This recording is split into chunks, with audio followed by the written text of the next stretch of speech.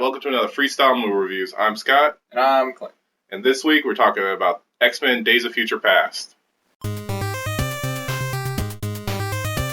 His past, our future. Tagline, X-Men Days of Future Past, with returning director Bryan Singer, starring Hugh Jackman, Ian McKellen, Patrick Stewart, Michael Fassbender, James McAvoy, and the very sexy Jennifer Lawrence.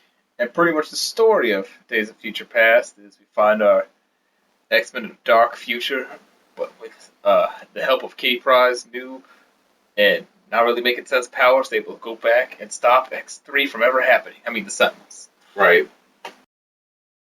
This is part of the review where we like to talk about our likes in the movie. And for me, I really like they brought back that classic Bryan Singer theme song from X1 through 3. Like, immediately. Yeah. It's kind of like a remix version. Anyways, it's really nice.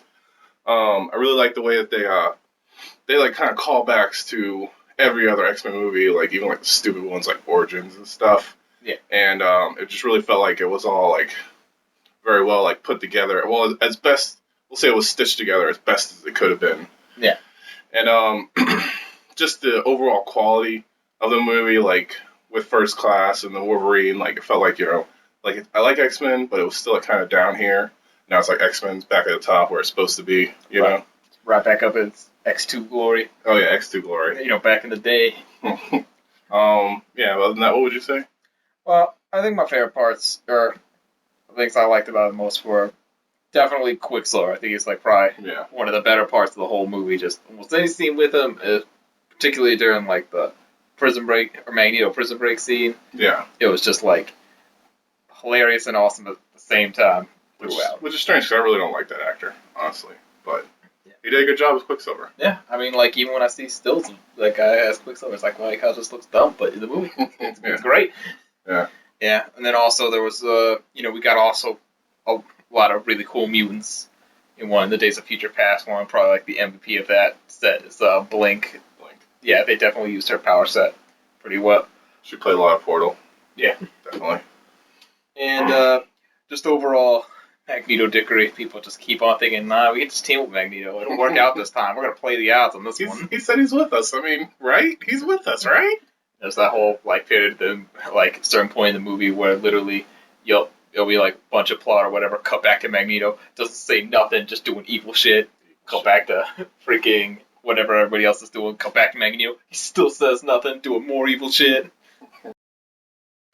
Part of our review where we like to talk about things we didn't like so much in the movie, which wasn't too much for me, but for starters, I guess, once again, like, we had Kitty Pryde in this movie, but she didn't really get to do too much other than just put her hands over Wolverine's head. They promised us awesome kitty action. Yeah. I mean, sure, she was like the leader of a super badass team, but what, she walked Bishop through like one shelf? It was 2 shelves. Yeah, I also thought, for being called Days of Future Past, like, there are pretty much 2 iconic, like, things from that series that you can throw in there visually. It's Wolverine getting, like, liquefied by a Sentinel, and him and Kitty standing in front of that poster of, like, apprehended dead mutants and stuff, and they didn't have, like, either of them in there. It'd be nice to get, like, at least one. Yeah, all I really say is, this movie was a perfect score all the way till the end, until Cyclops showed up. Hey. That brings us to the part of review where we like to talk about our favorite moments. And for me, and I'm pretty sure a lot of people out there, like you were saying, like this is what people are going to talk about. Wolverine's ass. Yeah. The Quicksilver scene.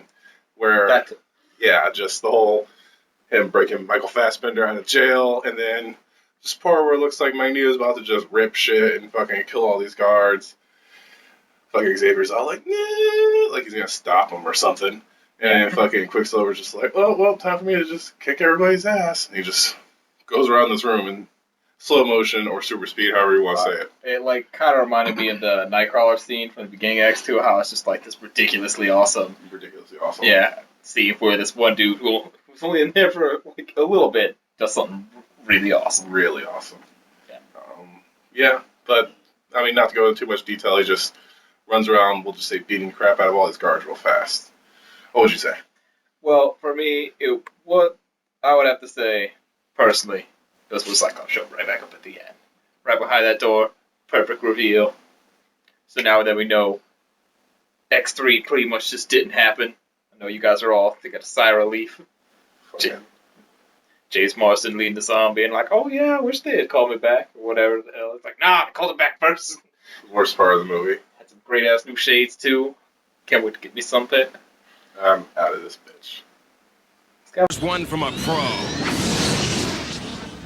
That brings us to our final score. Around here, we like to rate them 1 through 5. And for me, I'm going to give this a very solid 4.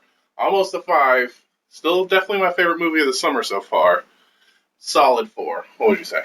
For me, I would definitely say it was a 5. I mean, everything I wanted. Awesome X movie, time travel, and they brought Cyclops back to life. Right, that was the thing that kept it from being a 5 for me. Oh, that was the thing that pushed it. Math. That brings us to the end of our review. If you liked the video, don't forget to like it or comment on there. Subscribe. Check out the Facebook and the Twitter. But other than that, I'm Scott. And I'm Clint. And thank you for watching. Bye-bye.